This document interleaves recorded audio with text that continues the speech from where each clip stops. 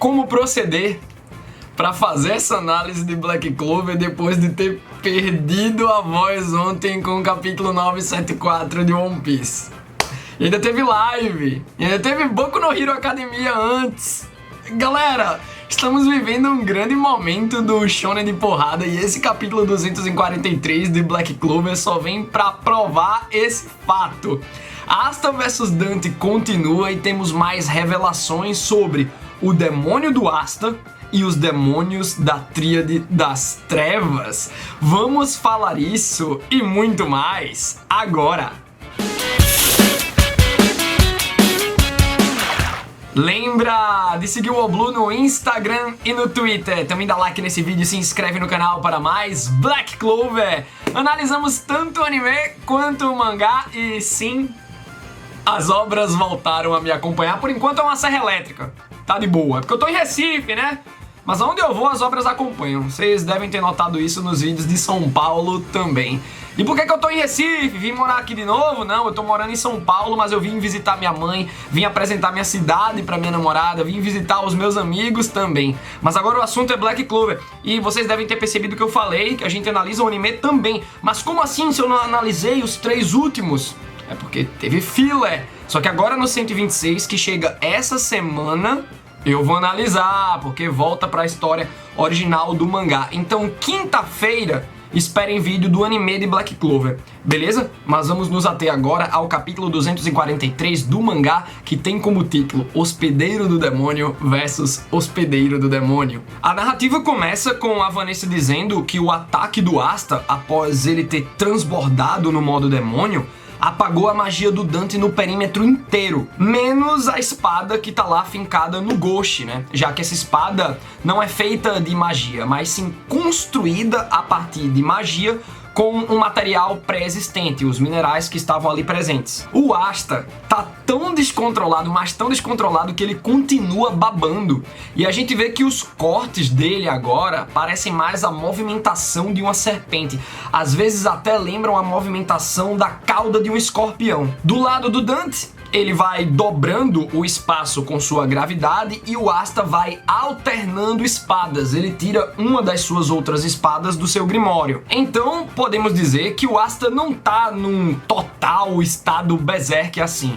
Apesar da fúria, apesar dele tá babando, apesar do modo demônio tá transbordando, mas ele não tá no modo berserk propriamente dito, porque se ele tivesse, ele não estaria em condições de pensar em outra coisa a não ser atacar. E aqui nessa sequência a gente viu que ele pensou numa estratégia. Vou pegar minha outra espada pra tentar aplicar um novo tipo de dano. Dante até se mostra interessado na história do Asta, porque ele é minimamente interessante já que ele tem um demônio. Só que devido ao estado que o menino se encontra, agora não é o momento de explorar essa história no diálogo. Mas o Dante dá aquele jeitinho para pelo menos obter algumas informações que satisfaçam sua curiosidade. E ele recorre ao seu próprio demônio, Lúcifer. Então, galera, quem é de religião cristã, evangélico, católico, deve conhecer muito bem esse nome que significa portador da luz. E além disso, segundo os contos bíblicos, Lúcifer é o anjo caído que virou o diabo. Mas a gente precisa se atentar no fato de que antes ele foi um anjo. Então o Yuki Tabata pegou a referência para o nome Lúcifer apenas do nome ou do contexto? Porque se foi do contexto, a raça dos anjos está praticamente confirmada. Mas pode ser só um nome, então vamos ficar ligado. E é bem interessante que o Lúcifer, como significa portador da luz, talvez esse demônio também empreste poderes de luz para o Dante e não apenas de gravidade, a não ser que o Yuki Tabata se atenha apenas ao simbolismo da coisa. Ele é o portador da luz, mas ele caiu, e aí é interessante que a gente pensa no poder da gravidade do Dante, né? Então puxou para baixo e entrou em decadência, virando o diabo, o capiroto. E é isso que ele é hoje, é o demônio que habita o Dante, um dos membros da Tríade das Trevas. Bom, o Dante pergunta para Lúcio Fernandes, para os mais íntimos, Lúcifer, quem é aquele danado do demônio do Asta? O negócio é que o Lúcifer diz não saber quem é o demônio do Asta. e que se há um demônio de rank alto nesse mundo, esse seria o Zagred, que escapou do submundo. O submundo é o mundo onde habitam os demônios. Mas aquele demônio ali com Asta não parece ser o Zagred, e a gente sabe que não é. Zagred é o demônio das palavras, enfrentado lá no Palácio das Sombras, enfrentado por muitos cavaleiros mágicos do reino de Clover, e cavaleiros estes muito fortes. Então é muito interessante a gente saber que o Zagred é de rank alto para fins de parâmetro de poder. Lucifer ainda diz que com esse poderzinho, vejam só como é que ele fala, com esse poderzinho de apagar magias, o demônio do Asta é provavelmente um ninguém de rank baixo com magia fraca. De quebra, descobrimos que os 3 membros da Tríade das Trevas são possuídos pelos demônios de mais alto ranking. Será mesmo que Lúcifer é o rei dos demônios? A cada capítulo que passa, essa ideia fica mais forte. E é ótimo a gente saber que o Zagred era um dos fortes, porque torna justo ter precisado de tanta gente forte para derrotar o demônio. E por saber que o demônio do Asta é um ninguém, talvez ele tenha gostado do Asta e o escolhido como hospedeiro justamente porque ele também tá numa batalha de classes no submundo. Vocês acham que é isso? O Asta é um plebeu que está em ascensão enquanto um cavaleiro mágico. Ele está querendo acabar com o preconceito social. E o demônio dele também pode estar usando o Asta para acumular poder e causar uma revolução no mundo dos demônios. Justamente essa revolução social. E olha, galera, essa batalha entre Asta e Dante é feroz e eu quero ver esse acontecimento animado daquela maneira que vimos no episódio 100 de Black Clover. Nem a Vanessa tá acreditando no que tá vendo. E ela avalia as condições do Ghost, que ele não vai aguentar por muito tempo, então o Ghost tá vivo, mas pra mim tá praticamente morto. E eu acharia ousado, não tão ousado, mas acharia ousado o Yuki Tabata matar o personagem aqui, porque apesar das bizarrices do Ghost, né, ele parece sentir tesão pela irmã. É meio louco isso, né? Porque a linguagem de sangrar pelo nariz é de quem tá excitado, e ele sangra pelo nariz quando se refere ou vê a Marie, que é sua irmãzinha mais nova. Bom, apesar disso, o Ghost vem se tornando um personagem cada vez mais querido, então seria de ousadia por parte do Yuki Tabata matar esse personagem agora.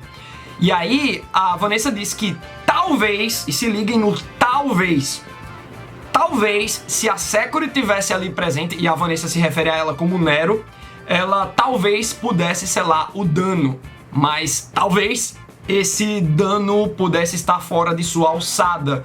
Então, mesmo com a Sakura presente, não seria garantia da vida do Ghost ser salva. Era uma opção que eu nem tinha cogitado na análise passada, e eu adorei a Vanessa lembrar da Sakura e trazer essa opção para esse capítulo 243. Gray tá aos prantos porque a sua magia de transformação é inútil naquele momento, então a sensação de impotência vai lá em cima. De volta à luta, a situação fica desesperadora, porque o Dante pretende matar o Asta, e ele cria, a partir da sua magia, usando os minerais pré-existentes, aquela mesma espada que matou o Ghost, mas não só uma, várias, e ele já trata de dirigir todas as espadas em direção do Asta. Então elas estão convergindo para matar o Asta de vez. Só que aí o Asta liga o modo Tasmania. Quem é que lembra aí? Eita, o demônio da Tasmânia, do Looney Tunes. Até babando o Asta tá, velho. E aí ele fica lá girando. E no meio do giro, vejam como o Asta é inteligente e tá rápido e não no estado berserk propriamente dito. Porque enquanto o Asta mantém o giro, a gente não consegue perceber a movimentação dele, mas é uma movimentação circular com as espadas. Então, esse giro tá acontecendo, mas ele manda um corte extra giro em direção do Dante, que é anulado por conta da dobra de espaço que o Dante aplica por conta da sua gravidade. Essa estratégia já tinha sido boa, mas o Asta vem com uma ainda melhor, porque o giro continua lá, bem rapidão, E ele mantém esse vórtex rolando e ao mesmo tempo, ao invés de um corte, ele se propulsiona pra cima do Dante. Ele não falou porque, beleza, ele não tá no estado berserk, mas ele tá tão furioso que ele não tá com tempo pra proferir o nome dos seus golpes. Mas ele mandou um Black Meteorite em meio ao vórtex. Ainda mais, ele sabia onde o Dante apareceria depois de dobrar o espaço com a gravidade no golpe aplicado pelo Asta anteriormente. E o Asta corta o Dante no rosto, aqui ó, no cantinho da boca. O Dante fica na fúria, mas parece que ele tá curtindo o momento. Então, pessoal, já dá pra afirmar que o Asta superou o Yuno? Porque olha só, galera, pela lógica e também pelo figurino, com direito à coroa e tudo, o Dante parece ser o mais forte dos três da Tríade das Trevas. E Yuno apanhou feio pro Zenon e não aplicou dano nenhum. Ok que essa batalha ainda não tá decidida, mas o Dante levou dano do Asta na cara. E o Dante se refere a esse dano que ele levou no canto da boca como uma marca, como sendo uma marca, porque ele diz: como ousa me marcar? A luta vai continuar e tomara que o Yami chegue logo. Galera, vocês já pararam pra pensar? Asta e Yami versus Dante. Fora que o hype só aumenta em relação aos segredos que estão pra ser revelados. Tipo, já começou a origem do Asta, a origem dos demônios do Asta. Fora que estamos num arco que tá fazendo ponte para o submundo, o mundo dos demônios. Então, o que é que tu achou desse capítulo? O que é que tu achou da análise? Deixa a tua opinião aí nos comentários e até a próxima!